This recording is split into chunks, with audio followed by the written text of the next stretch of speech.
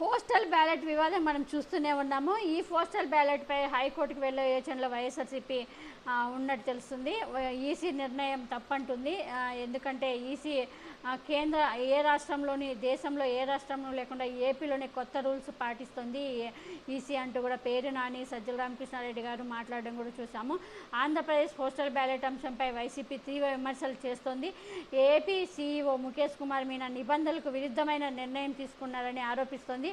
TDP అడిగిందని chief election commission ఇచ్చిన ఆదేశాలకు విరుద్ధంగా మార్గదర్శకాలు రిలీజ్ చేశారని, వెంటనే నిర్ణయం మార్చుకోవాలని మంగళవారం వైసీపీ నేత పేరు నాని ఈసీ కార్యాలయంలో ఫిర్యాదు చేశారు. సరైన స్పందన రాకపోవడంతో వైసీపీ ఎంపీ నిరంజన్ రెడ్డి సిఈసికి మెయిల్ ద్వారా వినతి పత్రం పంపారు. మరోవైపు వైసీపీ సీనియర్ నేత వైవి సుబ్బారెడ్డి ఈ అంశంపై తాము కోర్టుకు వెళ్తామని ప్రకటించారు.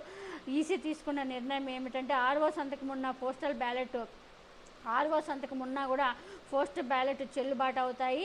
సంతకం ఉన్న పోస్టల్ బ్యాలెట్లు చెల్లుబాటు అవుతాయి. ఫారం 30A పై ఆర్ఓ సంతకంతో పాటు అన్ని వివరాలు ఉండాలి. అలా ఉండి స్టాంపు లేకపోయినా ఆ బ్యాలెట్ చెల్లుబాటు అవుతుంది. ఆర్ఓ సంతకంతో పాటు బ్యాలెట్ ధృవీకరించే రిజిస్టర్ సరిపోల్చుకోవాలి. ఫామ్ 30Aలో ఓటరు ఆర్ఓ సంతకం, బ్యాలెట్ సీరియల్ నెంబర్ లేకుంటే వాటిని తిరస్కరించవచ్చు. అలాగే పోస్టల్ బ్యాలెట్స్ పేపర్పై నిబంధనల ప్రకారం ఓటు నమోదు లేకపోయినా ఆ ఓటు తిరస్కరించవచ్చు అని ఈసీ పేర్కొంది. పోస్టల్ బ్యాలెట్ తిరస్కరించాల్సిన పరిస్థితి వస్తే లోపలి కవర్ తెరవకుండా తిరస్కరించాలని, అది కూడా ఫామ్ 30Aలోని డిక్లరేషన్, ఫారం 30Cలోని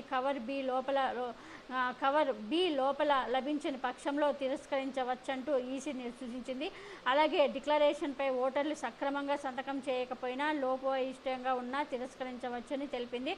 అంతే తప్ప ఆర్ఓ సంతకానికి బ్యాలెట్ చెల్లుబాటుకి సంబంధం లేదని స్పష్టం చేసింది. వైసీపీ అభ్యంతరం ఏంటంటే ఈసీ నిర్ణయంపై వైసీపీ నేతలు తీవ్ర అభ్యంతరం వ్యక్తం చేస్తున్నారు. గెజిటెడ్స్ అధికార సంతకం పెట్టి స్టాంప్ వేయాలని గతంలో చెప్పారని, ఇప్పుడు కొత్తగా స్టాంపు వేయకపోయినా సరే ఆమోదించాలని ఎలా చెప్తారని వైసీపీ నేతలు ప్రశ్నిస్తున్నారు. దేశంలో ఎక్కడా లేనిది ఇక్కడే ఎందుకు తీసుకొచ్చారని అంటున్నారు. ఈసీ ఇచ్చిన ఆదేశాలు గొడవలకు దారితీసే అవకాశం ఉందని, ఈ నిబంధనలపై పునరాలోచించాలని వైసీపీ డిమాండ్ చేస్తుంది. కేంద్ర ఎన్నికల కమిషనర్లు